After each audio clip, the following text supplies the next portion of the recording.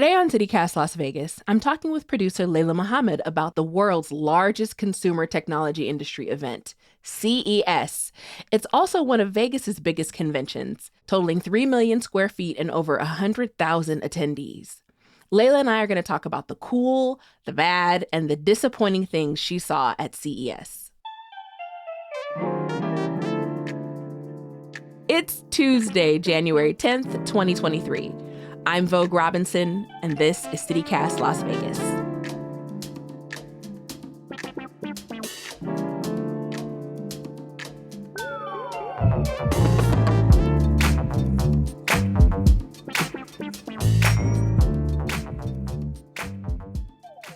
Good morning, Layla. How are you? Good morning, Vogue. I'm good. How are you? Doing well. I want to talk about your weekend because I heard you were kicking it at CES. My knowledge of that is just basically people use it as leverage for their products, like legitimacy on Shark Tank. So I'm curious, what were some of the coolest products you saw while there? Yeah, it is. It did very much feel like a Shark Tank on steroids. A lot of companies were there to try to find a place in the market for their product. The coolest things that I saw were in terms of cars. So there were a lot of cars there, a whole exhibit hall dedicated to automobiles. Sony and Honda have a collaboration called Afeela, and they have their car very futuristic looking. The dash comes up on the side, so you kind of feel engulfed in it. I'm like Star Trek. Yeah, very Star Trek-y. Not a big fan of the U-shaped steering wheels that were common in a lot of the cars I saw at CES. Mercedes and Maybach had a really cool car that had Dolby Atmos surround sound. Today we are exploring Dolby Atmos in a Mercedes-Benz. Our Burmester sound system with multiple speakers transforms into a 360 fully immersive soundscape. Meaning music. The price tag on that one, as you can imagine on all these cars, are pretty high. The price tag on the Mercedes Maybach was $185,000. Whoa. Yeah, but it was a beautiful car. And then Hyundai has a car, the Hyundai Mobis M Vision car. It's a square box shape. It's really cool. It can turn 360, drive diagonally, and it's supposed to solve a lot of mobility issues that we see in cars.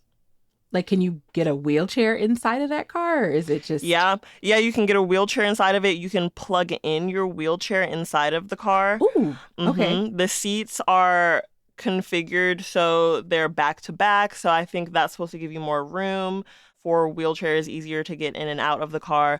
That was really cool in terms of cars. And then health-wise, the coolest thing that I saw was the Withings U-Scanner. The world's first at-home hands-free urine lab. We developed U-Scan when we noticed that urine is an underestimated stream of health data as a result of the kidney, which is a pee scanner that you put in your toilet and kind of like a urine lab in your toilet. It can scan for ketones, pH levels, ovulation tracking, vitamin tracking, hydration. So what did it look like? It's like a little disc that you put inside your toilet, and it scans your pee. So that was pretty cool. I can see where that could come into play in someone's life. Just lab scans. Anytime you ever had to pay for going to go to Quest to get your labs for something, that would be kind of nice. Exactly, right there in your toilet. You can go and tell them, I know I'm dehydrated, or I know my vitamin levels are off. So exactly, that was really cool in healthcare. And then they had a self-driving stroller that earned an innovation award. It has built-in white noise. Oh, that's kind of cool. Yeah. And then the company that I think had the coolest exhibit overall was LG. I think they had a lot of cool stuff in there, from their smart kitchen to their gaming setups to their wireless OLED TV that has no cords. People were walking around carrying them. They were floating over water. What? So that's one of the biggest kind of innovations that came out of CES was the wireless TVs. LG wasn't the only company that had a wireless TV, but I think theirs is supposed to be one of the best. Right. I mean, that's smart marketing. Like, oh yeah, I'm just gonna walk around with this cordless TV working. I feel like that's definitely eye-catching. Like, is that guy carrying a TV Exactly, with no that cords. works? The new boom box is a TV box on your shoulder. I know, just carry around a giant TV on your shoulder.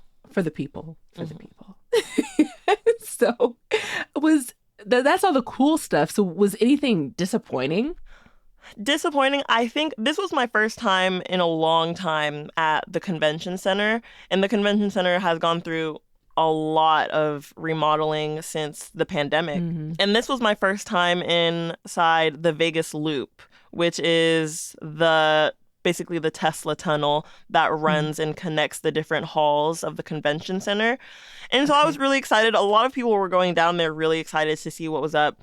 And it was like a taxi station for Teslas. And the car ride was like less than 2 minutes to the different hall that we went to.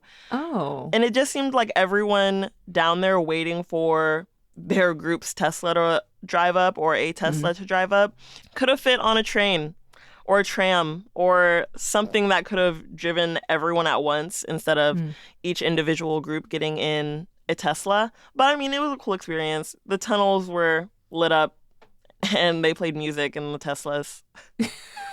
So basically it was a free ride in a Tesla Yeah. to go 35 feet or whatever. Pretty much. Great marketing, I would assume. Exactly. Yeah, but it definitely could be way more efficient. It didn't take that long for my group to get in a Tesla, but still it could have been, we could have all just went on one tram. So that was kind of disappointing just because I had a lot in mind of the Vegas Loop, and a lot of people have been talking about it since it opened in 2021.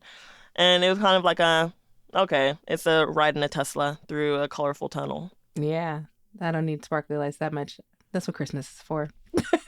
Exactly. So can any person in Las Vegas like get into CES? So no, it's not a public event. It's a trade show, and it's only for people in the consumer technology industry, whether you're media, an exhibitor, an industry attendee. And so you have to meet the registration requirements to be able to attend. But bloggers can attend under media, and freelancers can attend under media. And if you work for a company that has anything to do with consumer technology, you can register through your company. Okay.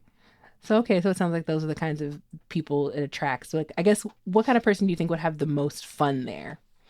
A techie. Like I imagine someone who like runs a YouTube channel who reviews all of these new tech innovations. I feel like they would have a blast. There was just a lot of cool stuff to look at. Even apart from like the big innovative stuff, there was like really cool percussion guns for your muscles, and like a really cool standing desk, phone holders, and like not pop sockets, but like phone stands. Just like really cool gadgets that I can imagine a huge techie or someone who reviews tech products online or writes about them normally online. I feel like they would have a really fun time there. Like I like having smart devices. I like the new tech stuff, and I had a great time. So I can only imagine if this was like your job, you're dedicated to writing and reviewing these products, I can imagine that you probably had a blast at CES.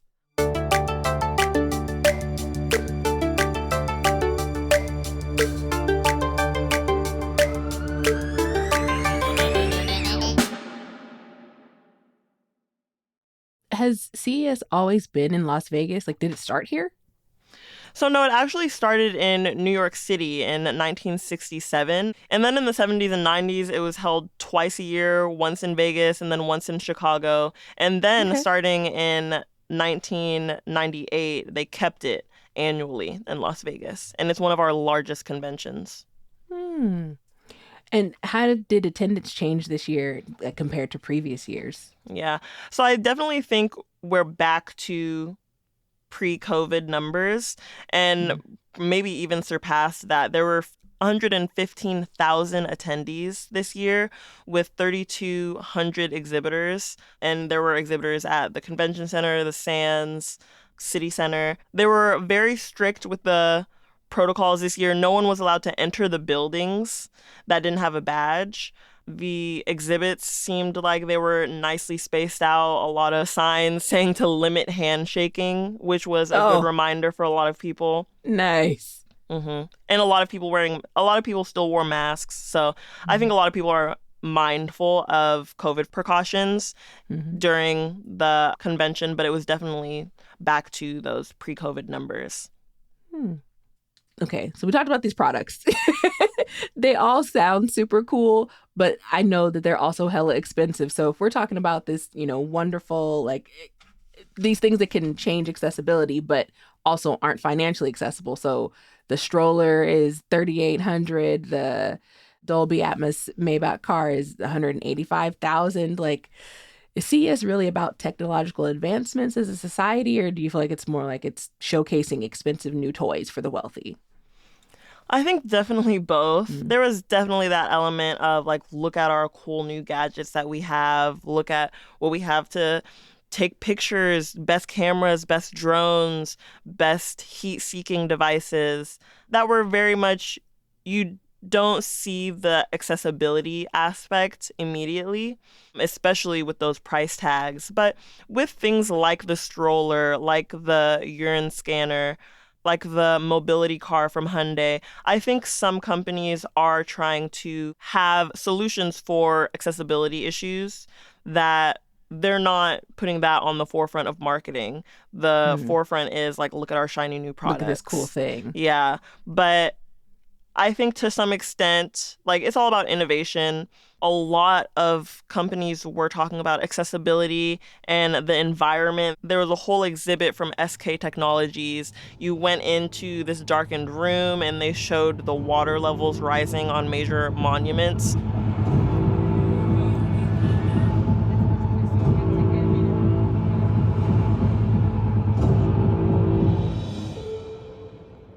And it was impactful. And then you went in and you go through their exhibit and they show you what they're trying to do by partnering with other companies to commit to zero emissions by 2050. So that was really cool. So I think there are some parts of the convention that are trying to better society and enhance life through technology. But at the same time, there's also like robots walking around and like just shiny new toys for people who really like tech.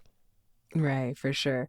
And even when I think about it, like the Shark Tank episode was when they had come out with the Ring, and that was one of the big things that the guy had mentioned. Like, no, this product works. We know that it works because we got to test it out and we've displayed it at this huge convention. So sometimes that's like the proof of concept of something that people have been working on. So if you've been doing your science the way science is supposed to go, you've been testing it out, failed, try it again. The Ring, for example, basically is like, it's a doorbell that has a camera built into it.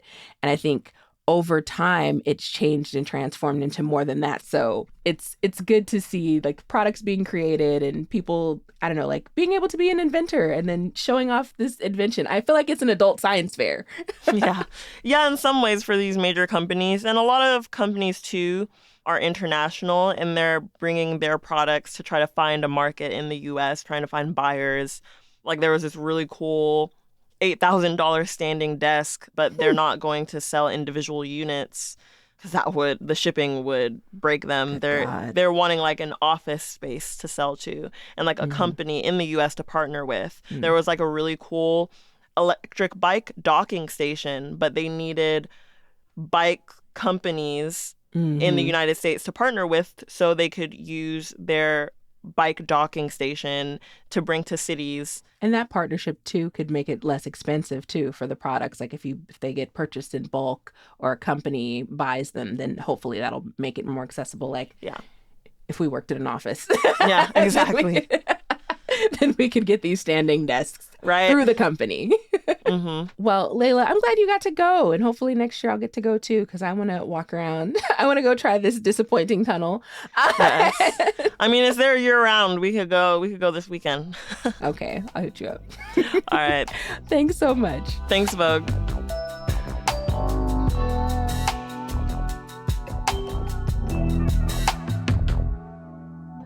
Before you go, a few things you should know.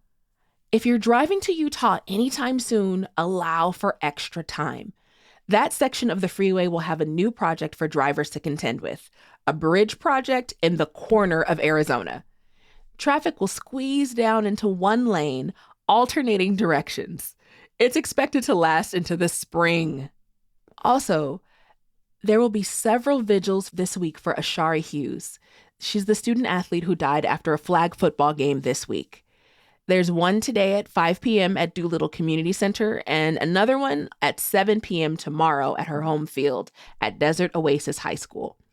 It was really nice to hear that the Raiders coach Josh McDaniels was among the donors to her family's online fundraiser, and it surpassed its goal in 3 days.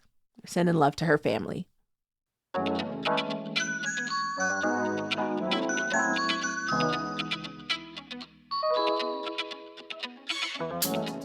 That's all for today here on CityCast Las Vegas.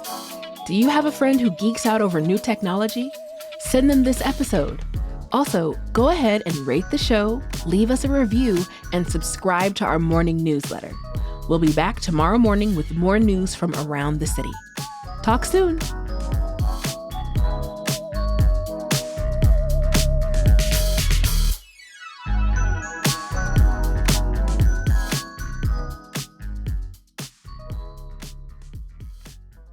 Oh, I said Mobius. Marvel on the brain. Yeah, exactly.